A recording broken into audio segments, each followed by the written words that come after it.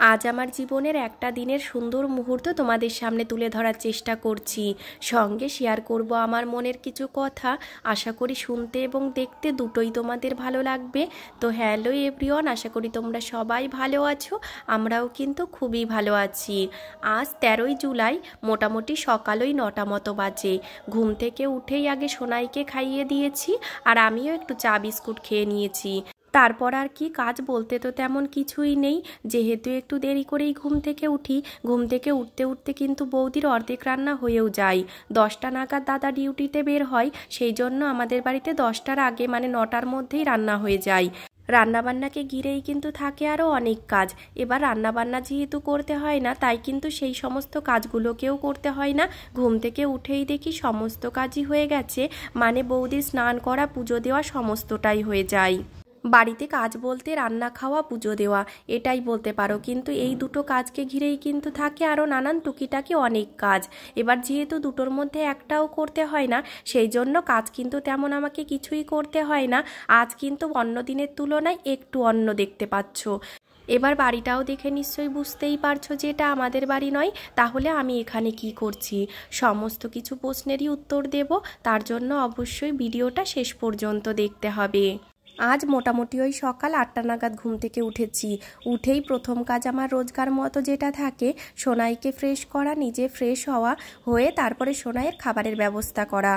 ভাতটা রান্না হতে হতে যেহেতু 9টা সাড়ে 9টা বাজে, সেই জন্য কিন্তু আজ আর ভাতটা খাওয়ানো হয়নি। আজ যেহেতু অন্য দিনের তুলনায় সোনাই একটু আগেই উঠেছে, ওই জন্য সকালবেলায় রুটি আর ডিম ভাজা খাইয়ে দিয়েছি। ও কিন্তু রুটির সাথে ডিম ভাজাটা খেতে খুব ভালোবাসে, আর ওটা দিলে তেমন কিছুই বলে না, চুপচাপ খেয়েও নেয়।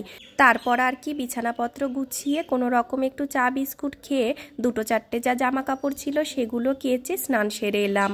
ঘুম থেকে উঠেই শুনি আমাদের বাড়িতে নাকি আজ আবার পুজো দেওয়া যাবে না, এমনকি বৌদি নিজেও পুজো দিতে পারবে না। কী কারণে পুজো দিতে পারবে না সেটা আর আমি এখানে বলছি না, তাহলে ভিডিওটা অনেকটাই লেন্দি হয়ে যাবে। মাঝের থেকে তোমাদের এই বোরিং গল্প শুনতেও ভালো লাগবে না। বাড়িতে যখন পুজো দিতে পারবে না, এবার আমার গোপালকে তো আর না খাইয়ে রাখা যাবে না। সেই জন্য দেখো গোপালকে নিয়ে চলে গেছি পাশের বাড়ির এক কাকিমার কাছে। কাকিমার নিজেরও গোপাল আছে, ওই জন্য দেখো সকল গোপালকেই আমি একসঙ্গে সেবা দেব। এটা কিন্তু আমার সৌভাগ্যই বলতে পারো। আমি কিন্তু যেটুকু করি নিজের মন থেকেই করি।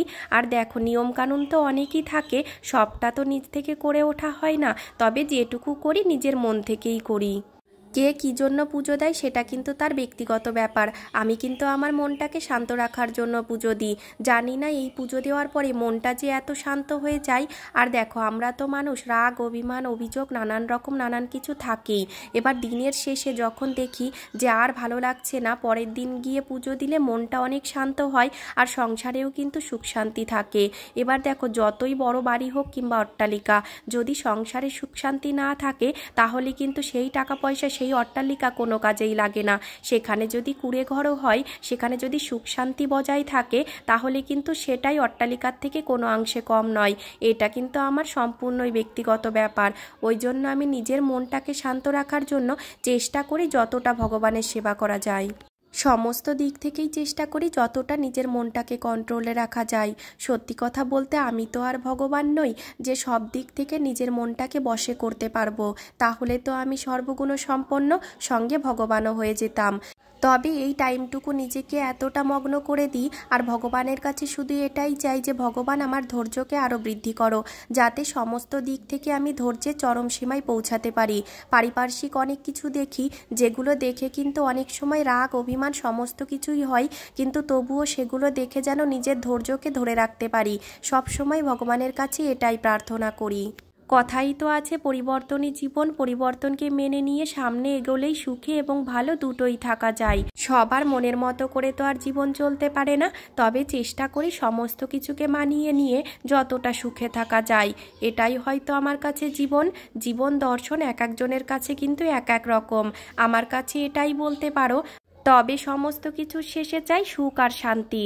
সেটার জন্যই কিন্তু এত কিছু করা। মনের কথাগুলো যে কারোর সঙ্গে শেয়ার করব, এখন কিন্তু আর তেমন কাউকেই পাই না। সেই জন্যই কিন্তু আমি ভিডিওগুলো বানাই, আর এই ভিডিওর পিছনে ভয়েস ওভার দিয়ে নিজের মনের কথাগুলোই তোমাদের সঙ্গে শেয়ার করি।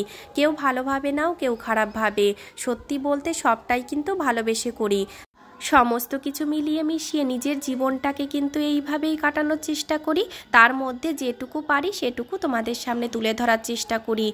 যেমন আজকে আমার কাটানো সুন্দর মুহূর্তটা তোমাদের সঙ্গে শেয়ার করার চেষ্টা করলাম। কেমন লাগলো জানিও কিন্তু অবশ্যই। সত্যি বলতে তোমাদের কমেন্টের অপেক্ষায় কিন্তু আমি সব সময় থাকি। আর গোপালদেরও কেমন লাগছে সেটাও কিন্তু কমেন্ট করে অবশ্যই জানিও।